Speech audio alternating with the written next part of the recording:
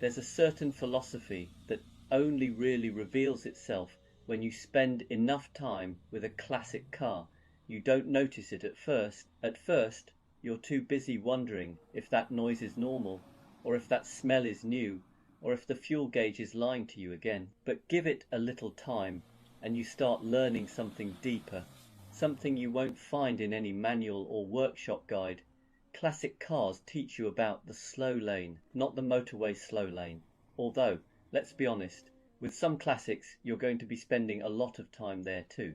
I mean the slow lane as a way of moving through life, a way of letting things unfold at their own pace, instead of trying to drag them forward like a reluctant alternator bolt. Because classic cars don't do rushing. They don't care how busy you are today. They don't care that you're late for dinner. They live in a world where warming up takes as long as warming up takes. You turn the key, the engine coughs, clears its throat, considers its options, and eventually decides, fine, I'll run today, but only because you asked nicely. And that's where the philosophy begins. In a modern car, you press a button and go. In a classic, you prepare to go. You listen, you pay attention, you learn its moods, you adapt, and somewhere in the middle of that dance, you start realizing how rarely you give anything your full attention anymore. You can't multitask in a classic car. You can't check your phone, adjust a playlist, and send a quick message while flying down the road. The car will simply not allow such nonsense. It asks you, politely, firmly, and occasionally with steam, to be present, hands on the wheel, ears tuned in, eyes on the world, and surprisingly, it feels good. Suddenly you're not rushing, you're not chasing time, you're just there in a moving piece of history, in a moment that can't be hurried. Life stops being a sprint and becomes a gentle roll. Classic cars also teach humility, because nothing reminds you that you're not in control, like a machine built in an era when weatherproofing meant try not to drive in the rain. You can have the perfect plan for the day and your car will respond with, that's adorable. But today we're learning about patience instead. Yet, weirdly, that's where the joy comes from. Not in the breakdowns themselves, we don't have to pretend those are spiritual experiences, but in the way they nudge you into letting go. You can't be in the fast lane when the universe, through your carburetor, is gently suggesting you slow the hell down. And then there's the driving itself, the unhurried steering, the engine note that actually changes when you listen to it. The road you start noticing because you're not flying over it at the speed of regret. Classic cars remind us that slowness isn't laziness, it's clarity. Slowness lets you see the world instead of blur past it. Slowness lets you notice the small things. Slowness makes the journey matter. So yes, old cars leak, squeak, rattle, sulk, and occasionally set fire to themselves. But they also carry a quiet wisdom, a philosophy, a reminder that not everything in life needs to be done faster. Sometimes the best way to get where you're going is to ease into the slow lane, breathe, and let the ride unfold at its own charming, slightly unpredictable pace.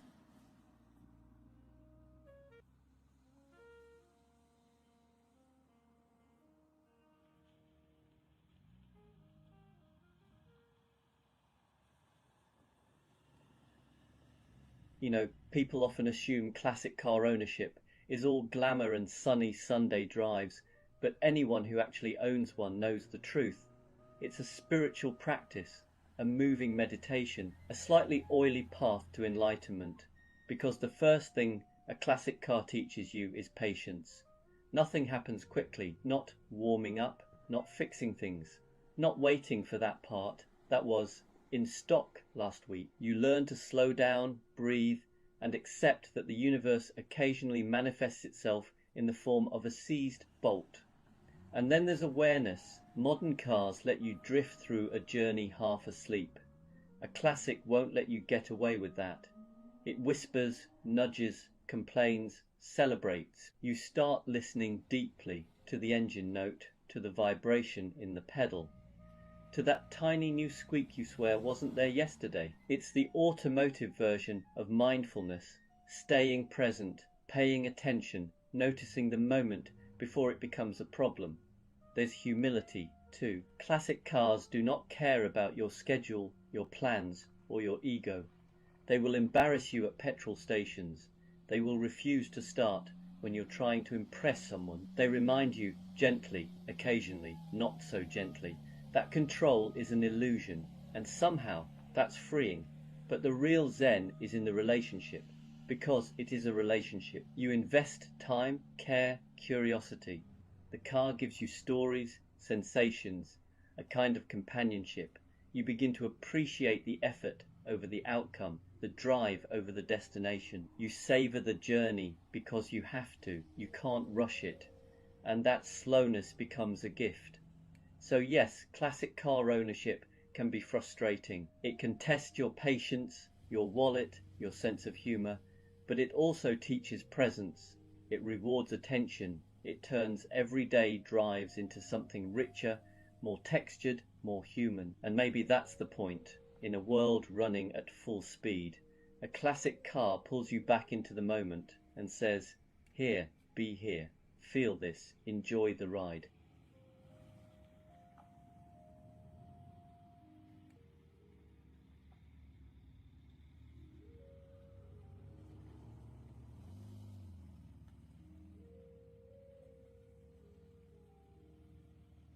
There's something classic car owners don't tell you. Well, a few things, actually. Things you only learn once you've lived with one of these old machines, long enough for it to test your patience, your wallet, and sometimes your sanity. First, let's get this out of the way. You will smell like petrol, not in a poetic motorsport heritage way. More like, why does my jacket smell like a carburetor again? It just happens. It's part of the lifestyle you stop noticing, other people don't.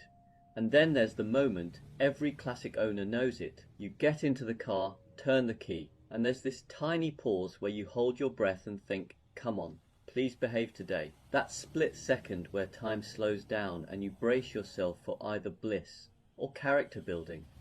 We don't talk about that moment, but we all live it. And here's another one. Owning a classic car means accepting that strangers will talk to you.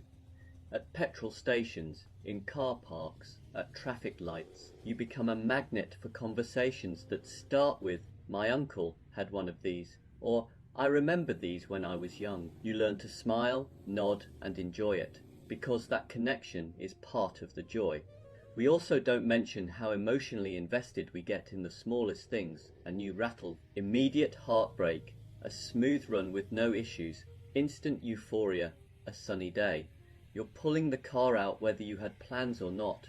Classic ownership turns adults into hopeful children. Every drive is Christmas morning, but here's the biggest thing classic car owners don't tell you. We don't actually own these cars. Not really. We're just the current caretakers. These machines have outlived owners, mechanics, fashions, governments, entire eras. And somehow they're still here, bending time a little bit every time they start up. We get to be part of that story for a while, a tiny part of a journey that started long before us and will probably continue long after we're gone. See, the secret isn't in the horsepower or the shine of the paint or even the drive itself. It's in the feeling, the sense that you're touching history with your hands, hearing it through the engine, carrying it across roads. It's travelled before. Classic car owners don't tell you these things because, well, it sounds sentimental, and we like to pretend we're here for the engineering and the performance. But really, we're here for the connection, the stories, the nostalgia, the moments when a machine feels almost alive. So if you've ever wondered why people put up with the quirks, the smells, the conversations at petrol stations, the unpredictable starts, it's because these cars give us something modern life rarely does anymore.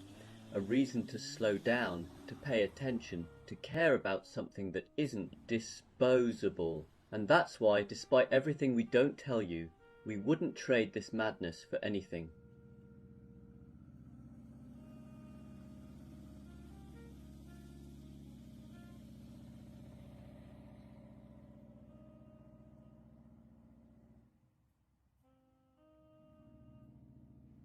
You know, sometimes I wonder why we still bother with these old machines.